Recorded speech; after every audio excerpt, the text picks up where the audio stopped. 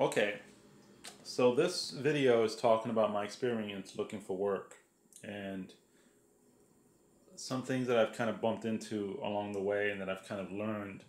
Um, my previous video, I talked about how looking for work is 90% networking, it's 90% marketing, it's essentially putting yourself out there and advertising yourself.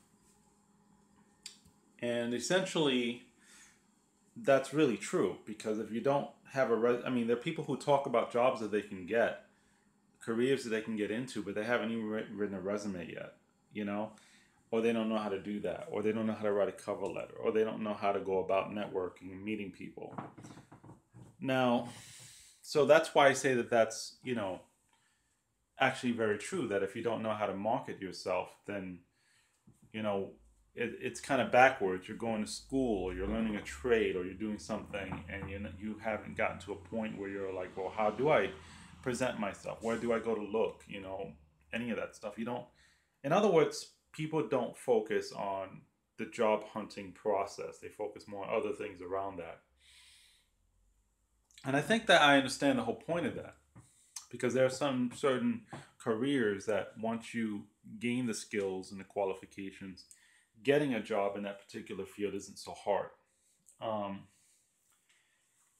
Now, my experience after making the other video that I made is that, well, I was kind of like arrogantly, talking about, oh, I'm going to market myself and do the best I can and all that stuff.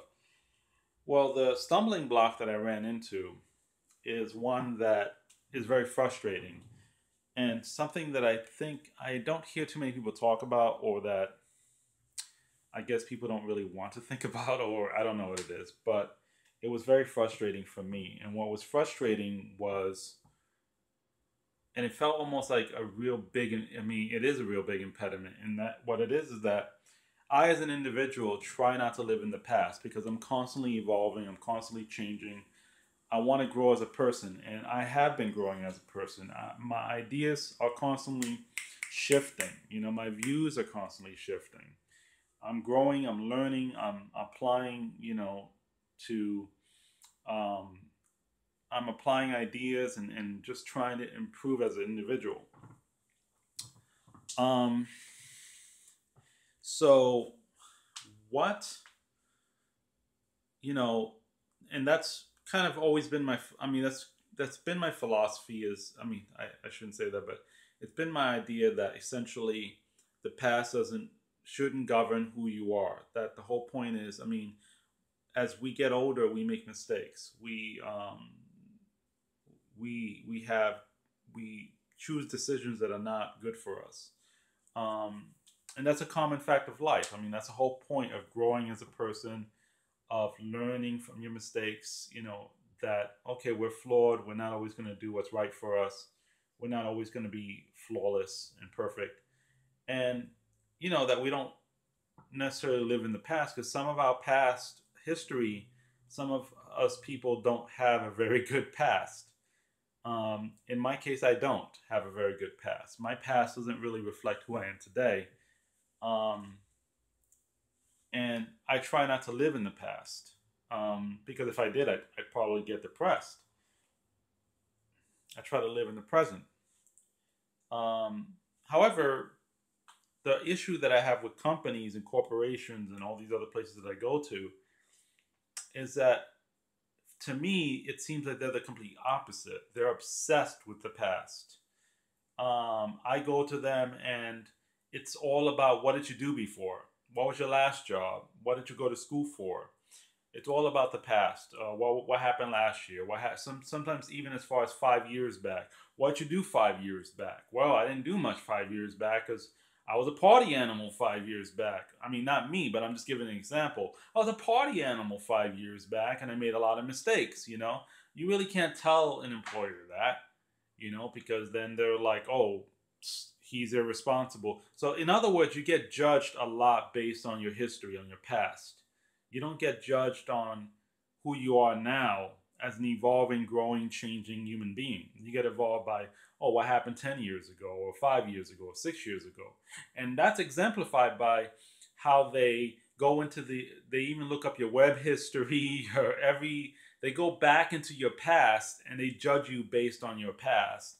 In my opinion, this is, to me, I mean, at least thinking about it, it doesn't really seem very productive or makes any sense in terms of trying to evolve or grow as a company, as a society, as a person, if you judge people based on their history. I mean, on their past. I mean, I kind of understand that history is important, but if people, but the point is, people in general, human beings, will always make mistakes. Nobody starts off their life picking the perfect job, the perfect career, making the right choices. I mean, there are some people that seem to be fortunate in that area. Maybe they are very good when it comes to work and in career field, but they're going to make mistakes in other areas of their life. I mean, we are, as human beings, we just are not perfect. We make mistakes. Some of us make mistakes, unfortunately, when it comes to work and career. And it doesn't help that you have, like, you're applying for jobs, you're applying for different positions, and there's these companies that, what you do in the past? Who were you 3 years ago? You know? I like it when they ask me, well, what's your 5-year plan down the road? But even then, I don't know, because I don't know who I'm going to be 5 years down the road. But so this obsession with the past is very frustrating, because how can you transition to a new career? How can you enter an entry level position? How can you be free to live your dreams when, because you worked 3 years flipping hamburgers at a fast food restaurant, you can't work in an office, or you can't do this, or you can't do that. You can only work in the restaurant field because that's what you did for 3 years. You know what I'm saying? So it's like if I did, I mean, I'm using this one example. If I worked at a fast food restaurant just flipping burgers for 3 years straight, and maybe a year in between, I'm trying to go to school. I'm dealing, like, I stopped working there and now I'm dealing with whatever. And maybe I work at a place temporarily for 2 months, like a temp job, whatever. And I do like 4 jobs after that. That's temp. Um, you know, I can make up a history that's not that flattering, okay? And then I want to apply for a job as a receptionist, or apply for a job, customer service over the phone, or apply for something else, or maybe I like computers, which is actually who I am. I like computers. I like technology. I'm what they call a technophile, which means that I think that's the right term for it, which means that I really, really like technology. Like, I love tablets, and I'm very geeky that way. I like technology. So let's say someone who flips burgers for 3 years really likes technology. Maybe they're a fan of Apple, or they're a fan of Microsoft. And they go to apply and they put down in their resume and their cover letter, I flipped burgers for 3 years. I mean, do you think the company is going to give them a glance or give them a chance? No. Maybe I'm being very negative, but chances are that guy is not going to get a job at Apple or Microsoft or some other place, because, well, that's what he did for 3 years, flipping burgers.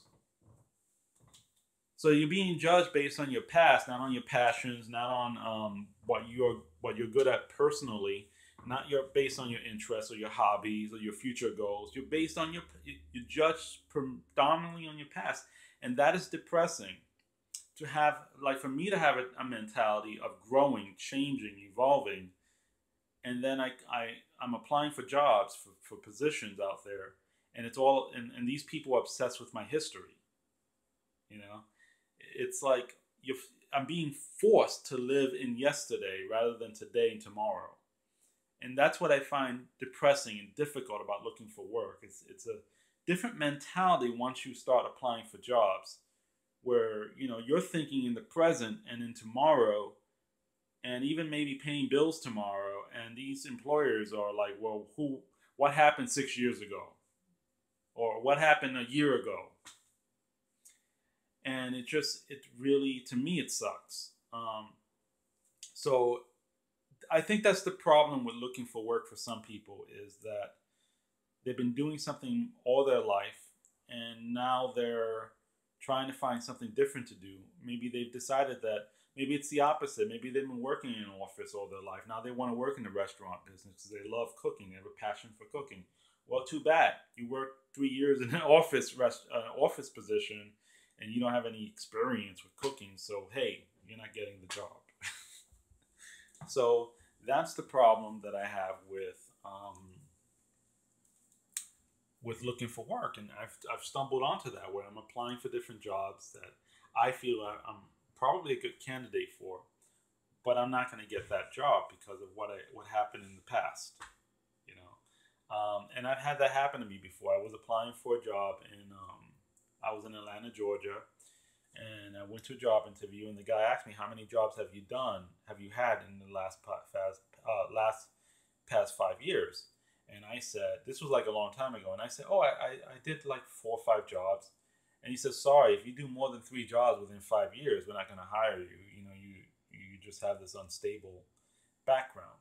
So it's just ridiculous, you know, and maybe it makes sense in the corporate and the business world. Maybe that's just what works. I hope that's the case, and I hope they're just not being stupid and just using a method of choosing people that doesn't really apply to, I guess, reality. Because the reality of it is that there are people that are good at certain positions because they're passionate, because they love to do it, because they want to work for that company, because they want to grow and build skills once they get the job, and they want that entry level position. Now, some would say, well, you can go to school, you can go to college and get an education, which is something that I want to definitely do to build my skills and my career goals. The problem with going to college is that if you come from a low income poor family, okay, um, maybe you come from a one parent household, but basically, if your parent is low income, I mean, your family's low income, they don't make any money, they don't have any money, you have no safety net, okay? Which means that to go to college, you have to also support yourself. How can you go to college when you're living with a family that is this close to being homeless, or any emergencies happen, it's game over? They're literally living paycheck to paycheck. That's your support system. You really can't go to college when your family is poor.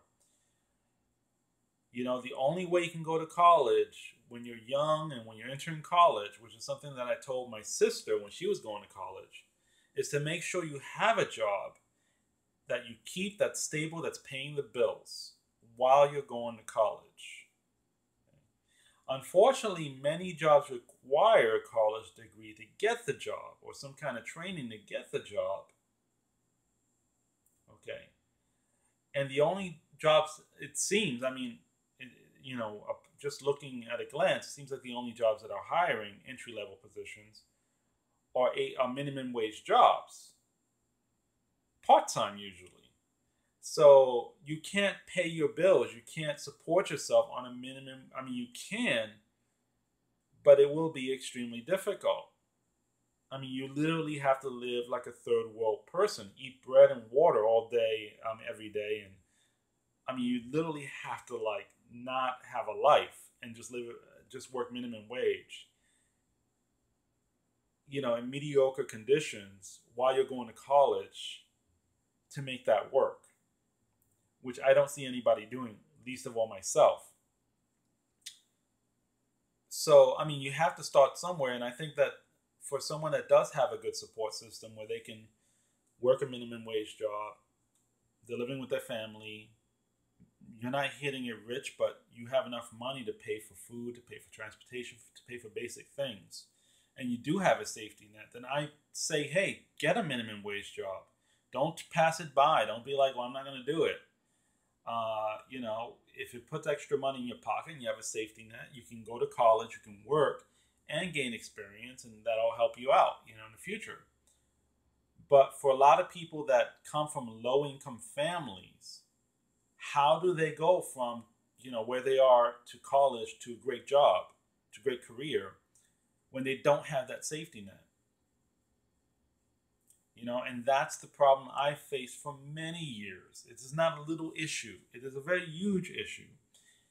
And, what is frustrating is that I've read different career books. I've read books like, What Color Is Your Parachute? That's the most popular job hunting book. I've glanced at certain career books on how to find a job, how to do this, how to do that. And very few career books tackle that issue.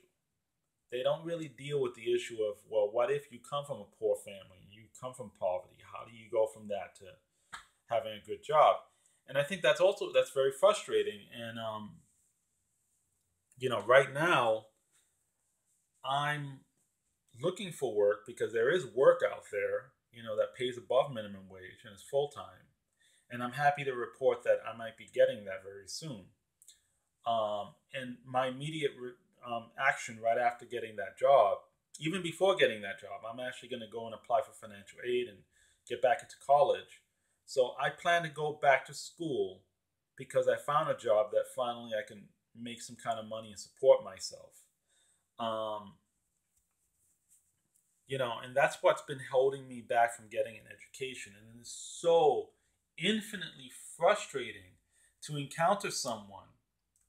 This is what gets me so angry when I encounter someone who had a safety net. They had a mom, they had a dad, they had a middle class family, they had support, they had guidance, they had everything, they had a safety net.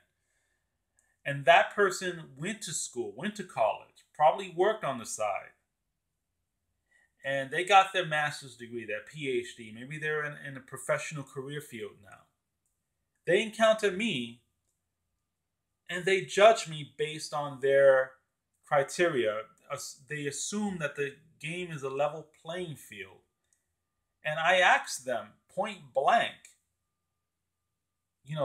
did you live in a two-parent household? What did your mom and dad do for a living? And when they tell me, yeah, my mom was a teacher, my dad was a janitor at a hospital, I say, yeah, that would make enough money for you to have a safety net. I don't tell them that in their face because they don't understand this concept. It's like foreign to them. But yeah, I find that most people who grew up fortunate enough to have that safety net underneath them, to have a family that was stable and supporting them as they were going to college, those people are arrogant.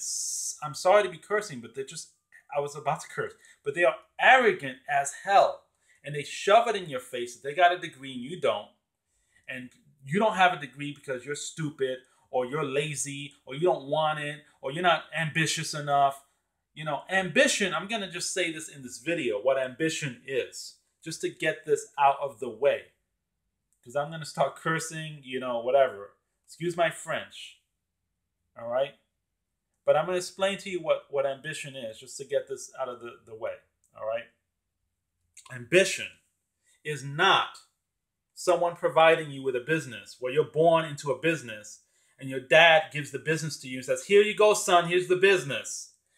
And then you run the business. That's not ambition. Ambition is not you're just doing what you're told and following whatever you're given. That is not ambition. Okay? Ambition. Okay? Ambition, real ambition, okay, is when you yourself want more for yourself and you want to rise up to higher levels than where you are presently. That is true ambition. Okay? Ambition is not, I have a business and I hand this business to my son and now he owns a business. Why is that not ambition? Because he didn't work for it. He never wanted it. Okay? It was just something I gave to him. And most people who supposedly are ambitious are people that had their success handed to them. Sure, they worked on it. They went to school, they whatever. But they were pushed, they were guided, they were given a pass to get that, whatever it is that they achieved. So no, that doesn't make someone ambitious. Ambition is someone that says, well, I got a business, but I want it to be even more. I don't just want to own a little business in the block. I want a corporation. I want this thing to explode. That's ambition. To always want more and to grow and to say, well, I want more for myself and I want to be more. So there's a difference between someone who already has it, like they have the money, they have the success, they have the power, but they're not ambitious at all. Like they're fine with what they got. And then there are people, there's a difference between those people that also want more for themselves. And coincidentally, that could be the brokest, poorest person on the street that has big ambitions in his head. Maybe he doesn't have the money or the finances to do it, but he has big ideas. He has big goals. That's ambition. Okay, so don't, and I find that people judge. I don't judge people like that anymore, because the person that I meet that's a manager of a company or um, has a professional career, that person could be the least ambitious person in the world, where they just happen to do it because their dad or their mom told them to do it, and their dad and mom gave them money to take this course, to study that major, and now that's the career that they're doing, and they're just going by the flow of things. So that person could be the least ambitious person, and you go to them asking them for advice on, oh, what do I do to, go from where I'm at to being where I want to be? And that person doesn't have the slightest idea, because they never fought, they never worked, they never really sought what they have now. They just It just was basically handed to them. So of course, they can't give you advice. And I've always scratched my head, like, I've encountered people that had really good careers, people that were very smart. They graduated college. They have PhDs or master's degrees. I've spoken to people like this, and I've always been scratching my head, like, why is it they don't seem, and like, what's wrong with them? They don't seem like they want to be more or seek more, or they don't seem to even have an explanation for how they got to where they are. And that's because they're not ambitious. They just happen to, they went to college, they did good in class, they got a grant, they followed the grant gave them money, they followed that. Someone told them to do this, so they did it. And that's pretty much it. They didn't really have big goals for themselves and push themselves to do anything. That's why you'll encounter people that have money, wealth, credentials, but they don't have the spirit, the ambitious spirit, like the ambitious tenacity to seek more within themselves. And they don't. And coincidentally, those people fail to pass it on to their kids or anybody else around them. So ambition is a state of mind of simply wanting to be better than what you are now, not settling for less. That's ambition. And I certainly am not that kind of person where I want to settle for less. I mean, as soon as I start working, I have some money in my pocket.